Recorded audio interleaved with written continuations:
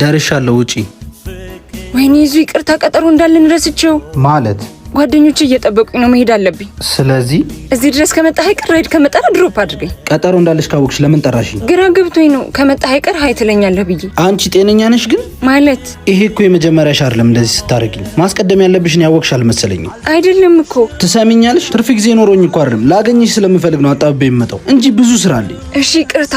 ለነገሩ ተይው፣ አንቺ አይደለሽም ጥፋተኛ። በፈለግሽ ሰዓት መገኘቴ ነው አያገማመተን። ለምን ትልቅ ነገር ታደርጓለህ? ቀለል አድርጎ እንጂ ሆን ብዬ አይደለም ያደረኩት። ደግሞ ዛሬ ባንገናኝ ነገ እንገናኛለን። የት ትሄድብኛለህ አይደል? ቆይ እነሱ ሴት ሄዱብሻል። ዛሬ ባታገኛቸው ነገ አታገኛቸው። አትድረቅ። ለምን ራስን ውድድር ውስጥ ትከታለህ? አንተ ቢያንስ ትረዳኛለህ። እነሱ ግን ብቀር ይደብራቸዋል። ለካ ከኔ በላይ የእነሱ ስሜት ነው የሚያስጨንቅሽ። በዚያ መልሽ ጓደኞችሽ ትዳር የሆኑሽ እንደሆነ እናያለን። እኔ ግን በተናኩበት ቦታ መቆየት አልችልም።